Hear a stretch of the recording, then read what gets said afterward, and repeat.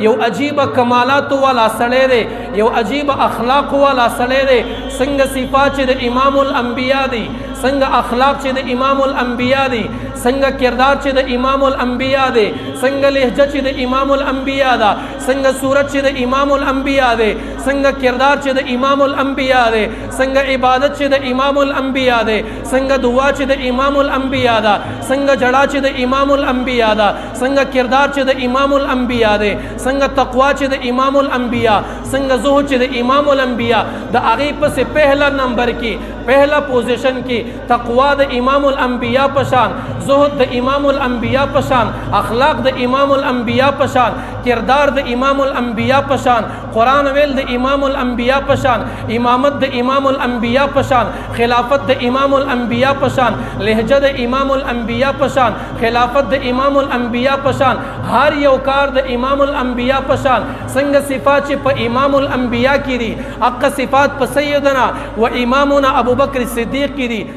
کله چې اول وحی راغله او امام الانبیاء کور ته راغی، سی ویلیو نه ویلی زملونی دسلونی زملونی دسلونی. ابی توی خدیجة الکبرا تا یو کمپل را بانی واچوا، یو شړی را بانی واچوا، یو صادر را بانی واچوا، یخنی می کیگی. ما ته پته لگی زما زلو چاودو دومره سخت یخنی می کیگی. ابی ورته ویلی والله لا یحزیکا انک لتصل الرحم وتقری ضیفا وتکسب المعدوم وتعین علی نوائب الحق. دا صفات د امام الانبیاء دی. ز تفصیل نکم، ما تفصیل مخ کې کړی دی. کله چې مکه کې حالات خراب شل، کله چې مکی والا مکه تنگ کړه، صحابه کرام تنگ کړ، هغه عبادت ته نه پرې غوستل، هغه د الله بندګۍ ته نه پرې غوستل، هغه قرآن ته نه پرې غوستل، هغه اسلام ته نه پرې غوستل، هغه ښکاره دعوت نشو کولی. سیدنا و امامنا ابو بکر صدیق رضی الله تعالی عنہ خپل بستر واغستله، شام ته روان دی. و مدینه کې چې د الله بندګي نه کیږي، دلته چې مسکاره نه کیږي، دلته چې د قرآن دعوت نه کیږي، دلته چې د اسلام دعوت نه کیږي، زمکه کې څه شی کومه. سیدنا و امامنا ابو بکر صدیق حبشو ته روان دی. یو د کافرو سردار دی، د کافرانو مشر دی، د هغې نوم دی ابن دغنه. ابن دغنه ورته ابو بکر چېرته روانې؟ دا ورته مکه کې تاسو عبادت ته نه پرېږدئ، تاسو هم قرآن ته نه پرېږدئ، تاسو هم د الله بندګۍ ته نه پرېږدئ، تاسو هم د اسلام پرچار ته نه پرېږدئ. مجبور یې چې مکه درته پرېږدو، دا ځای درته پرېږدو، دا کیلې درته پرېږدو. د ابن دغنه د کافر خبرې واوره، د کافرانو د سردار خبرې واوره. هغه چې د کافرانو سردار دی، هغه چې د کافرانو مشر دی، دا د کافرانو سردار مشر سیدنا و امامنا ابو بکر صدیق ته وی وستا پشان سړی انک لتصل الرحم وتقری ضیفا وتکسب المعدوم وتعین علی نوائب الحق. تاغونت خلق کلی نه نشړي، تاغونت خلق له خلق پناه ورکي.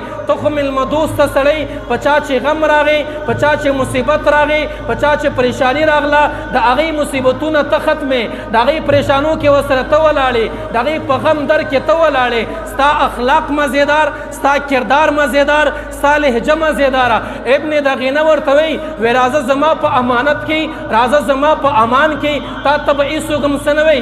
ما ویل کوم صفات چې ابی خدیجة الکبرا امام الانبیاء ته ویلي والله لا یحزیک ابدا انک لتصل الرحم وتقری ضیفا وتکسب المعدوم وتعین علی نوائب الحق. حق صفتونه یو کافر د کافرانو سردار سیدنا و امامنا ابو بکر صدیق ته وی انک لتصل الرحم وتقری ضیفا وتکسب المعدوم وتعین علی نوائب الحق. مسلمانان خو پرېږده چې صفت کوي، والله د وخت لوی کافر د ابو بکر صدیق صفت کړی دی. شان دی د امام الانبیاء د مرګري، دا شان دی د امام الانبیاء بلا فصل د خلیفہ. اقا ځای چې په امام الانبیاء ولاړ دی، اقا مسله چې په امام الانبیاء ولاړ دی، یو ځلې نه، دوه ځلې نه، درې ځلې نه، ولله ځل د امام الانبیاء په زندګۍ کې 17 بار واللزلی امام الانبیاء بقید حیات تے امام الانبیاء مدینہ کی دے امام الانبیاء کور کی دے امامت ابو بکر صدیق کڑے دے دے امام الانبیاء پا منبر بانے ابو بکر صدیق ناسے دے امام الانبیاء پا جانماز بانے ابو بکر صدیق ولار دے اقزے چی پہ امام الانبیاء ولار دے اللہ تا عبادت کئی دا اللہ بندگی کئی اقزے بانے ابو بکر صدیق ولار دے دا اللہ بندگی کئی دا اللہ اطاعت کئی اللہ تا جڑا کئی اللہ تا فریاد کئی یو زلینا دو زلینا درے زلینا واللزل سیدنا و امامنا ابو بکر صدیق رضی اللہ تعالی عنہ دا امام الانبیاء پا زندگی کی دا مسجد نبوی امام